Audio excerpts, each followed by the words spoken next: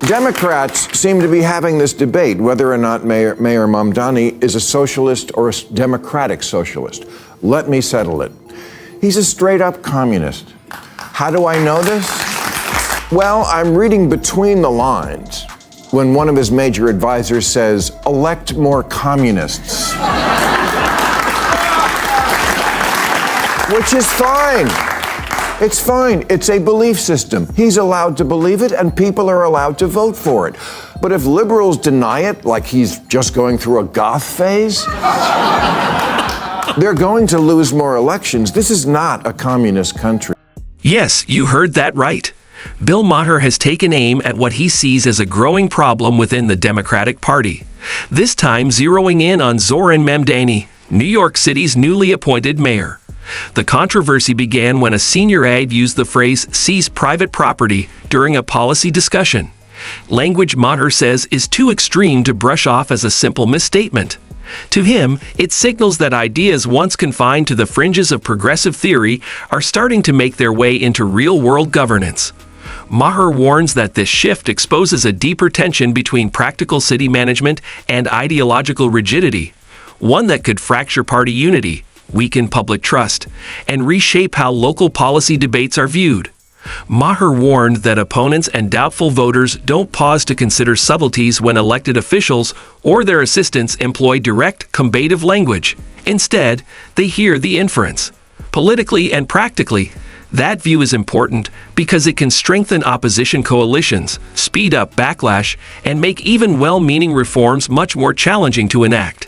He argued for balance rather than rhetorical overreach in his critique, which combined comedy, scathing skepticism, and a plea for more disciplined language and realistic policy design. Whether one agrees with his assessment or not, Maher's take forces a broader conversation about how language shapes governance, public confidence, and political strategy. And before we go any further, don't forget to support the channel, like, and subscribe. Watch this. And finally, new rule, if you're still looking for a New Year's resolution, here's one. Get out of your media bubble. The most frustrating thing that happens to me whenever I'm off is people I run into want me to do my job, which I'm on vacation from, privately, in restaurants and at parties, and, well, the bathhouse is a separate situation. But look, I'm happy to share my opinions wherever, except for this. Everybody, left and right, is only half informed. And the most telling part wasn't Bill Maher's theatrics, but the source of his frustration. It originated from a specific expectation. A minimum degree of intellectual discipline should be apparent when a graduate of a prestigious university speaks in public about difficult social issues. His response was sparked by a comment that equated homeownership with white supremacist ideology, which he considered to be not only inflammatory, but also inadequately supported by data. Maher made a simple, and for many obvious statement. The purpose of elite academic training is supposed to be teaching people how to think carefully, value precision, and handle sources responsibly. When academic language gets boiled down to sweeping slogans with no context or caveats, it starts to feel like intellectual laziness, and truth and nuance are what get lost in the process. Maher's frustration wasn't really about ideological differences so much as what he saw as rhetoric replacing serious argument. When people who should know better fall back on slogans instead of making careful distinctions, the conversation gets shallower, more polarized, and easier to misread. Maher says real public debate only works when people are willing to draw clear lines, especially between sweeping moral labels that can misrepresent specific policies or decisions and serious critiques of long-standing systemic inequality. Once those lines blur, he warns, opponents get easy sound bites and the credibility of genuine reform starts to erode. Additionally, he identified a structural imbalance in contemporary media. Public discourse is fueled by indignation rather than analysis, since sensational assertions proliferate significantly more widely than subsequent corrections. Whatever one thinks of Maher's tone, his underlying appeal was simple and substantive. More careful reasoning, clearer definitions, and honest engagement with evidence, so that policy debates can be constructive rather than performative. Now, let me tell you about the story that liberal algorithms locked out. Her name is Sia Weaver, And if you ask anyone in the blue sky bubble who that is, they'll look at you like a turkey looking up at the rain.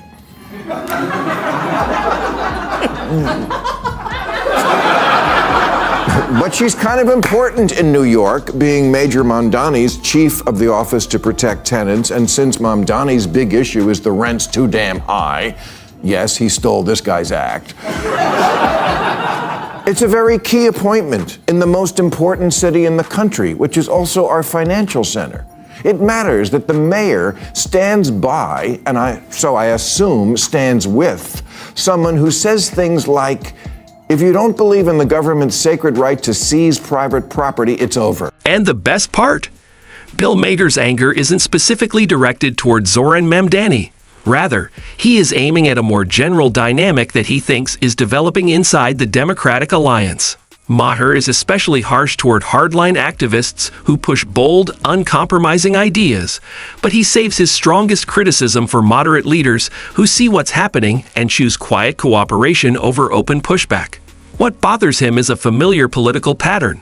When the center stays silent, party priorities shift without real internal debate, trust among everyday voters erodes, and once fringe ideas start to feel normal. Maher says this isn't a one-time misstep, but a pattern the party keeps repeating. He points to past moments when mainstream liberals chose unity over internal criticism during periods of cultural excess, assuming the backlash would eventually burn itself out instead of drawing clear, defensible lines. That hesitation, he argues, comes at a real cost. Credibility suffers, the message gets muddled, and the party becomes an easy target for ridicule and electoral pushback. His criticism mixes strategy with principle. In Maher's view, the party's center can't survive if moderates won't push back against sloppy rhetoric or poorly thought-out policy ideas. When flashy gestures start replacing serious reform, swing voters get fed up and tune out. Even with his sharp delivery, Maher's core message is simple: more accountability, clearer definitions, and leaders who are willing to call out excess when it undermines effective government. Real change, he insists, comes from persuasion, not escalating rhetoric, and honest, fact-based debate ultimately strengthens, rather than weakens, the progressive cause. The extremes eventually take up the space when powerful voices remain silent. Check this out. I am in support of abolishing ICE, and I'll tell you why. Because what we see is an entity that has no interest in fulfilling its stated reason to exist. We're seeing a government agency that is supposed to be enforcing some kind of immigration law, but instead what it's doing is terrorizing people, no matter their immigration status, no matter the facts of the law, no matter the facts of the case. And I'm tired of waking up every day and seeing a new image of someone being dragged out of a car, dragged out of their home, dragged out of their life. What we need to see is whether one agrees with Maher's priorities or not, his argument revives an important conversation about intra-party discipline, messaging, and the long-term costs of complacency. The key difference this time is that the debate is no longer happening behind closed doors. It's happening in plain sight and has serious repercussions for a city that is already under a lot of stress. Many analysts' concerns are motivated by pattern detection rather than animosity or fear. It's possible that New York is about to reach a turning point that other large cities, especially those in California, have already passed with varying and frequently alarming outcomes. Supporters portray Mamdani's proposals, particularly the extension of public benefits like free healthcare regardless of immigration status, as a moral obligation, a promise that the city will not desert its most vulnerable citizens. However, detractors argue that good intentions by themselves cannot provide housing, balance budgets, or increase hospital capacity overnight. New York is already under serious strain, with tight budgets, overcrowded shelters, and healthcare systems stretched thin. Critics worry that expanding eligibility without matching investments in infrastructure would only make existing problems worse. That's where figures like Bill Maher enter the conversation, not to dismiss compassion, but to question whether the approach is sustainable. His argument is grounded in practicality. Ignoring long-term capacity limits doesn't prevent harm. It just postpones it until it's harder to fix. This isn't a theoretical concern.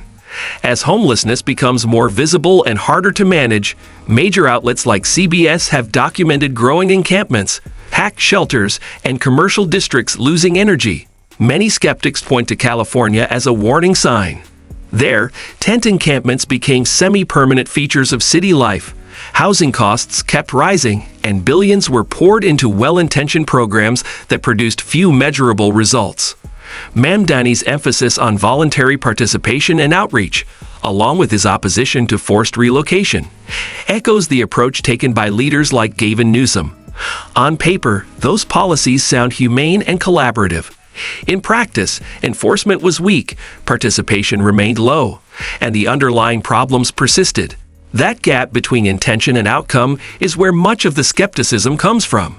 The argument is framed as whether cities can afford to repeat experiments that have failed elsewhere, particularly when the margin for error is getting smaller, rather than as empathy against cruelty.